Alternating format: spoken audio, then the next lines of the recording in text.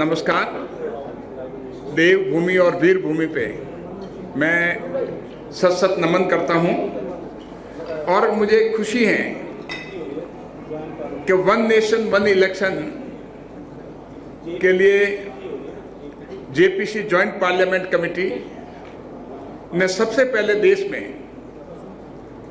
महाराष्ट्र और उत्तराखंड को अपनी स्टडी टूर के लिए चयन किया और हमें यहाँ आकर के लगा वास्तव में देवभूमि और वीर भूमि पे जिस हिसाब से एक सच्चे नागरिक के रूप में सभी लोगों ने वन नेशन वन इलेक्शन के लिए अपनी अपनी बात कही, ये बहुत ही अच्छा लगा। 1967 तक करीब 4 चुनाव 1951 से देश में चुनाव लोकसभा और विधानसभा के साथ साथ होते थे, लेकिन ये साइकिल 67 के बाद में कई कारणों से गड़बड़ा गई। उसके बाद में विभिन्न राजनीतिक दलों ने, चाहे बीजेपी हो चाहे कांग्रेस हो और भी कोई राजनीतिक दल हो, उन्होंने 1984 से ये प्रयास किए लगातार। ये प्रयास कोई अभी शुरू नहीं हुए, तभी से प्रयास चल रहे हैं कि एक देश में एक चुनाव हो, लोकसभा और विधानसभा के चुनाव अलग अलग नहीं हो। अलग अलग होने से देश पे कई तरह का आर्थिक बोझ के अलावा कई तरह की परेशानियां आती हैं। हमारे विद्यार्थी परेशान होते हैं, टीचर परेशान होते हैं, पैरामिलिट्री के लोग परेशान होते हैं, अर्थव्यवस्था को नुकसान होता है। तो कई बातें आई, तो 1984 से लगातार इस पे मंथन चल रहा है। कई पार्लियामेंट्री कमेटी ने report the, law commission of India ने रिपोर्ट दी और आखिर में जो है हमारे सरकार ने, हमारे भूतपूर्व राष्ट्रपति माननीय कोविंद साहब की कमेटी जो है उनके कमेटी ने भी रिपोर्ट दी और उस कमेटी के रिपोर्ट के आधार पर सरकार ने पार्लियामेंट में बिल पेश किया। पूरे संसद का ये मानना था कि इसको जॉइंट कमेटी में भेजा जाए। ये बहुत बड़ा चुनाव का सुधार है।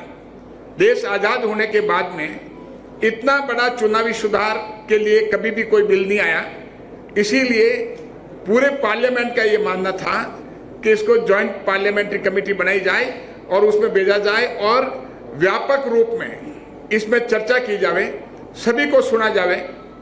तो उसी रूप में हम यहाँ पर आए और हमारा प्रयास रहेगा कि हर राज्य में हम जाएं, हर राज्य अपनी रिपोर्ट बना के देवे कंप्लीट।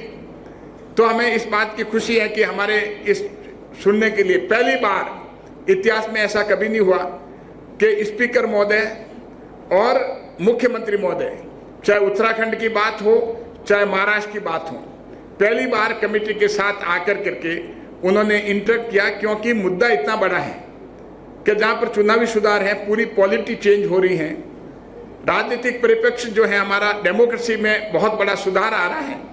तो इसीलिए नॉर्मली कमेटी के सामने हम इस तरह के हाई डिग्निटी नहीं आते, लेकिन मुझे इस बात की खुशी है कि उन्होंने भी आकर करके हमारा मार्गदर्शन किया, पार्टिसिपेट किया और अपनी विचारधारा है स्पीकर महोदय ने, चाहे महाराष्ट्र में हो चाहे उत्तराखंड में हो, जहाँ हम 2 स्टेट भी अभी जा पाए हैं, दोनों जगह ये लोग आए और इंटरेक्ट किया कमेटी के साथ में।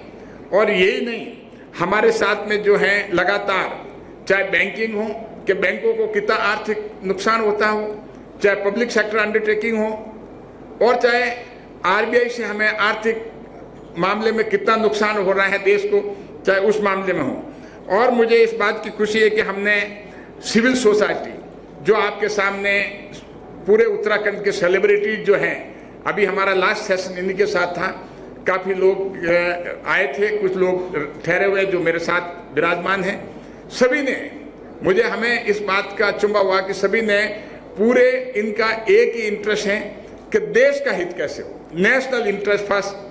तो नेशनल इंटरेस्ट को ध्यान में रख करके इन्होंने अपनी बात कमेटी के सामने कही।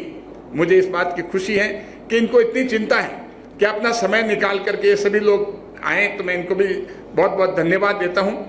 अगर हम चुनाव का, एक साथ चुनाव का देखें कि हम सबके साथ यही चर्चा कर रहे हैं कि अगर कुछ राज्यों के चुनाव अभी भी एक साथ हो रहे हैं तो क्या वो चुनाव गलत हो रहे हैं? अगर कोई कह रहा है कि साथ नहीं होना चाहिए तो क्या गलत हो रहे हैं? तो ये सवाल भी आए हैं हमारे सामने। कि अगर गलत हो रहे हैं तो क्या अलग अलग होने चाहिए? अगर अलग अलग होने से फायदा क्या है? साथ होने से फायदा क्या है? अगर अलग अलग होने से कोई फायदा तो उनको भी हम सुनते हैं और साथ होने से फायदा उसको भी सुनते हैं। तो लगातार सामने जो बात आई हमारे पास में कि अगर साथ साथ चुनाव होते हैं तो भारत की अर्थव्यवस्था में जो हमारे पास में मोटे मोटे तौर पे जो आर्थिक पेपर सामने आया है उसमें जो कोविन कमेटी में भी आया तो 1.6% जीडीपी का देश की अर्थव्यवस्था में जुड़ता है। इसका मतलब ये हुआ करीब करीब 5 लाख करोड़ रुपया की देश की अर्थव्यवस्था को फायदा होता है।